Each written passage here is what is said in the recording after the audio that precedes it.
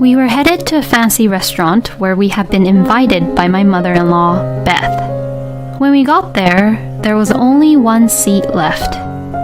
It seems like there is only one seat left, so there is no seat prepared for me? When I asked her that, she grinned and said this. This is only a family gathering, so there was no need for me to prepare a seat for you. Oh, but you'll have to pay the bill for the restaurant. Beth looked really proud of herself as she said this. But I just had enough and couldn't take it anymore. I will never pay the bill for a stranger. My name is Megan, and I am a 30-year-old office worker. My husband, Andrew, and I have been married for 3 years now. We are currently both working together, and we have been supporting each other and living happily together. My husband does his share of the house chores, and he also works hard at his job. I respect him, and I think we have a very good relationship as husband and wife. We were happily married in that way, but there was still one problem which troubled me, and it was a big problem for me. And that problem was my mother-in-law, Beth.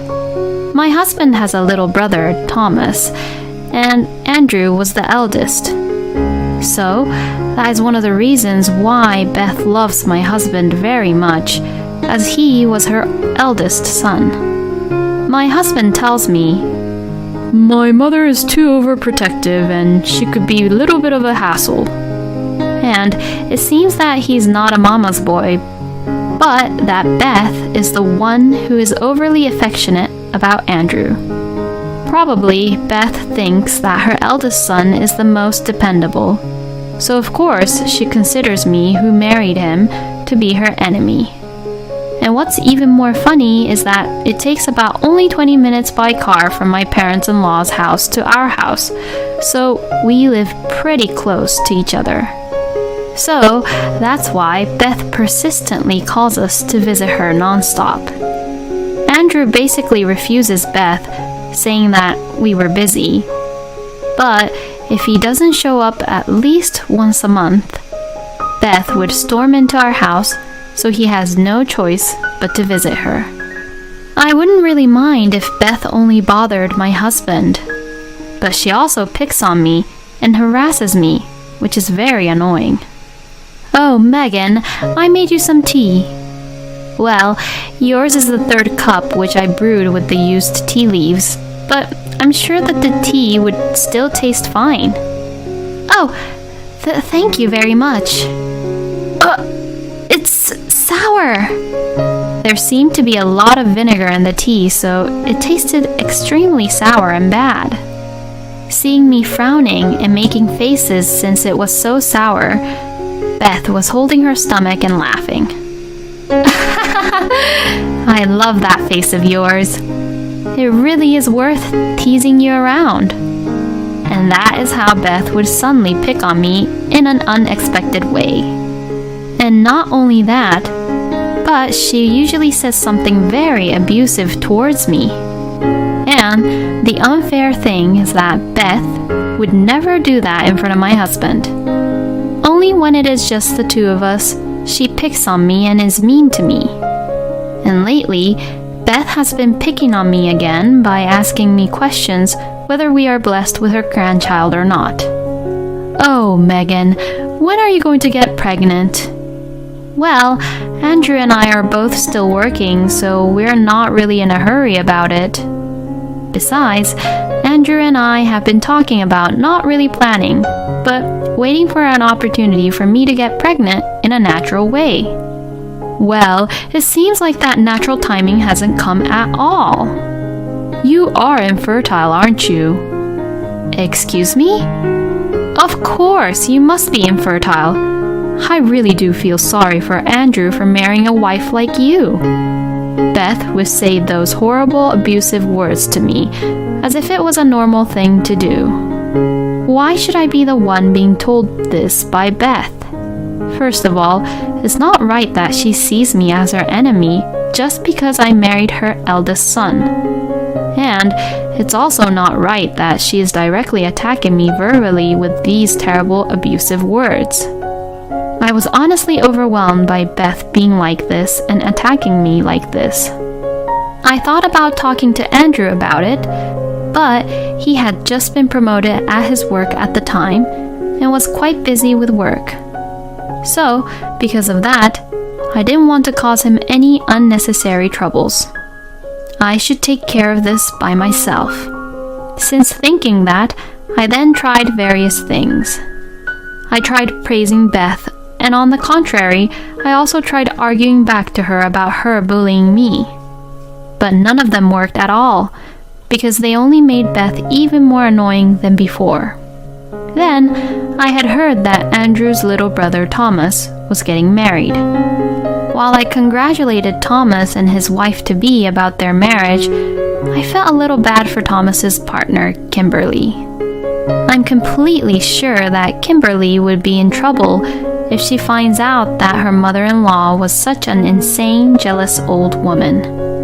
Afterwards, Thomas got married successfully to Kimberly, who is now his wife, and had a huge wedding ceremony. Kimberly was very beautiful in her wedding dress, and she actually used to be a model. She had a great shape, and seeing her in her beautiful wedding dress, I thought that she was going to be photographed for a wedding magazine. Then came the first New Year's after Thomas and Kimberly got married. At my parents-in-law's house, relatives gather for a dinner party on New Year's Eve. I was sure that Kimberly would be ordered around by Beth to help out around the dinner party. If she looks like she's having a hard time, then I should be there to support her. That's what I thought to myself, but I was surprised to see what had happened on the New Year's Eve. "Oh, Kimberly, let's have a drink over there." "All right, Beth." To my surprise, Beth didn't order around Kimberly to help prepare for the dinner party at all, and just treated her nicely. "Oh, Kimberly, you're a very nice and lovely girl, and I'm just so proud of you. She's so different from my eldest son's wife, who does everything wrong when I ask her to do something for me. Having Kimberly here is enough. I don't need any other wife other than her." That's what Beth would say to all our relatives. I was filled with anger and embarrassment. It seems that Beth thought that she could be the center of attention just by being with Kimberly, who was a model, and everyone would be around her. So that's why Beth seems to like Kimberly more. On the other hand, Beth would still pick on me whenever we are alone in the kitchen. "You really are an inconsiderate person, aren't you? If someone has an empty glass, go pour a glass of beer right away. Compared to Kimberly, you're not beautiful, and the only thing you're good at is doing your best at house chores. You're a woman who is infertile and who can't even get pregnant. So just hurry up and do the chores." Beth treated me like that, and in this way, I saw a huge gap between how I was being treated and how Kimberly was being treated by Beth. I think it's amazing that she can change her attitude so blatantly. I tried not to provoke Beth any further and returned to the dining hall after listening to her accordingly. While I was eating at a table away from Beth, some of the relatives who were sitting nearby encouraged me. Beth is a person who would take things for advantage. I mean, she changes her attitude so blatantly. "You really are having a hard time, huh? Now that Beth's in a good mood from the drinks, you should also enjoy the food and drinks while she's being like that." "Thank you." Since some of the relatives are kind to me in this way, I have managed to endure the crappy treatment from Beth. But then, something unbearable happened. One day, my husband received a phone call from Beth. "What? Dad's 60th birthday celebration?" Yes. We were planning to all get together as a family and celebrate his birthday. Of course you will come, right? "Yeah, I will." "Could you also ask Megan for her to come to the celebration too?" Sure, I'll ask if she can make it or not. Beth has a really loud voice, so I could normally hear her voice from my husband's phone and I could understand what she was saying. Well, I think you heard all about it, but what do you think, Megan? Do you think you can go? Well, I thought about it. I really did not want to see Beth as much as possible. But it would create bitter feelings if I was the only one not attending Jack's 60th birthday celebration. Thomas and Kimberly would definitely be invited, and they would go, so if I don't go, then I would only be the one not attending. Well, Beth wouldn't bully me when Andrew is there with me, so I guess I'd be fine. I told Andrew that I would attend, and then the two of us went shopping for a gift to celebrate Jack's 60th birthday.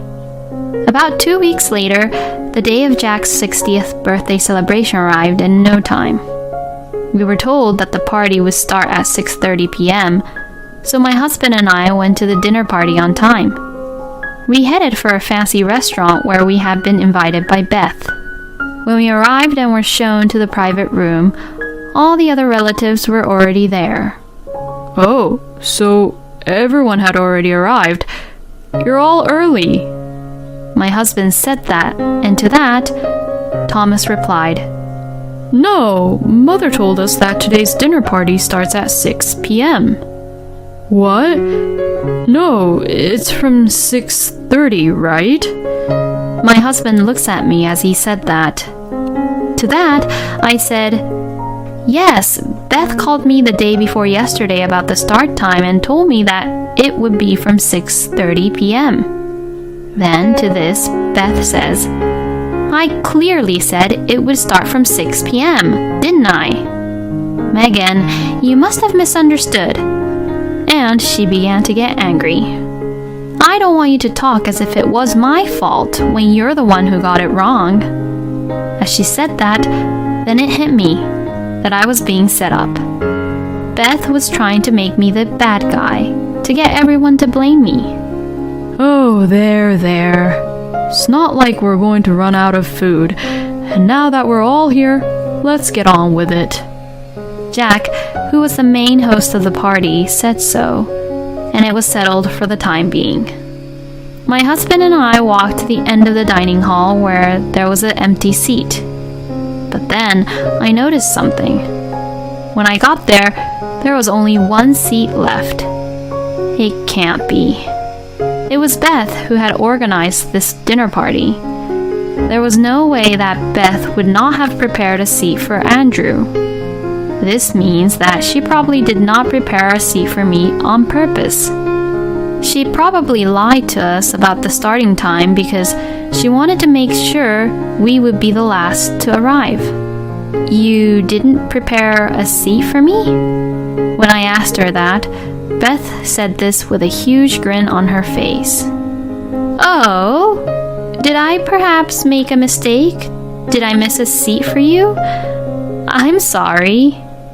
I thought I had enough seats for everyone, but I must have made a mistake then, Beth lied in a way that was completely easy for me to understand that it was a lie. Then Andrew said, I'll see if I can get another seat, and left the room.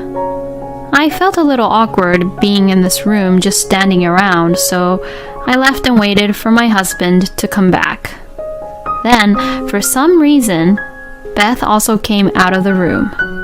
Beth seemed to think that this was a good chance to be alone and bully me. Your panicking face was a masterpiece. Aren't you ashamed at all for doing this? If Jack or Andrew finds out about you bullying me like this, they would be furious with you. Excuse me? Of course they won't find out. I'm bullying you in a way that they won't ever find out about it. I see. But I really didn't think that you wouldn't prepare a seat for me here today. Because a wife is only a stranger, and because we're not even related by blood, you know? This is a family gathering, so there's no need to prepare a seat for a person like you. Then what about Kimberly? She's a wife too. She is special. If she's there, then everyone would also pay attention to me. I see. Well, I've had enough. Even if I could get an extra seat, I'm leaving. Well, duh, of course. Who would even allow you to attend to this party? Oh, but you will have to pay for the restaurant bill. Beth looked so proud of herself as she said that. But I have had enough, and I couldn't take it anymore. I will not obey with what Beth says anymore. Oh, do stop talking nonsense, Beth. I will never pay for someone's bill who is a stranger to me. When I said that, Beth's face turned bright red. This is not nonsense. And also, what are you saying to your own mother-in-law? Oh, no, you said it yourself, Beth, that a wife like me is a stranger. Or do you pay for other people's meals and drinks, Beth? Well, you certainly don't look like such a saint who would even do that, though. Just shut up and pay up. How persistent are you? I'm leaving now. Oh, no. Are you really leaving? When I really tried to leave, Beth began to panic. What do you want? You're the one who kicked me out, you know. Well, it's my treat for today's celebration. That's why I'm supposed to pay for this dinner party. Oh, so you mean to tell me that you showed off with this fancy restaurant with the intention of making me pay for it? Yes, that's right. So you have no choice but to pay for it. Beth's logic completely made no sense to me. I felt ridiculous and said, I'm leaving, and headed for the exit. Beth was screaming at me, but I ignored her and left the restaurant. About 5 minutes later, I received a phone call from Andrew. Megan, where did you go? Mom said that you left on your own. I really can't stand it anymore. Huh? What are you talking about? You'll understand when you hear the recording I'm about to send you. I hung up the phone and sent my husband the conversation with Beth that I secretly recorded earlier. I had actually decided to handle the situation myself without consulting Andrew about it, so I made sure to start the recording app whenever I was alone with Beth. A little while after I sent the recording, Andrew sent me a message saying, "Leave it to me." Since Andrew said that, I left him to it, and I went on home. Half an hour later, Andrew called me to tell me that he had kicked Beth out of the party and that I should go over to the party. So, I did as I was told and went back to the restaurant. And when I entered the private room, Andrew, Jack, and Thomas came over and apologized to me. Oh, Megan, I am so sorry that I didn't realize that my stupid wife was doing something terrible to you. I'm really sorry about that, Megan. I should have watched Mom more carefully too. Megan, I am so sorry for all the pain I have caused you. I should have been the one to protect you the most. I felt a little better when they all apologized to me that way. According to Andrew, he played the recording in front of everyone and began to question Beth right then and there. Since she couldn't deny it as the evidence was there, it seems that Jack became very angry at her and told Beth that he was divorcing her and kicked her out. Beth actually asked for Kimberly's help, but Kimberly cut her off saying, "I don't trust you since I now know the real reason why you were so nice to me." And no one took Beth's side, and Beth screamed, "Why do you believe what that woman says?" And to that, Jack responded, "That's enough. I can't do this anymore with you. I'm divorcing you," and kicked her out of the restaurant. With Beth gone, there was room for one more person, and I was able to attend the dinner party, and we celebrated Jack's 60th birthday in peace. Jack was very pleased with the gift my husband and I picked out for him, and we had a great time. We paid half of the bill, and the other half was paid by Thomas and Kimberly. After that, Jack really had divorced Beth. Beth asked Andrew and Thomas for help, but both of them were so disappointed with their own mother that they ignored her. Beth, who had been a housewife all her life, now lives alone in a rundown apartment while working part-time for minimum wage. Seeing Beth living her life like that, even though I knew this already, I thought to myself that I will never bully a wife ever. If I ever have children and they have a wife in the future, I will make sure that I will never be like Beth. For now, I will enjoy our peaceful married life as much as I can. It is unbelievable of Beth to try to get her own daughter-in-law to pay for the restaurant without preparing a seat for her. I was just really appalled at Beth's bullying and how she treated Megan. After all, that's the reason Jack divorced Beth. So, I do believe that Beth deserves what she got. I wish Megan a happy life with her wonderful husband. Thank you for watching until the end. Please subscribe to our channel. We hope to see you in our next video.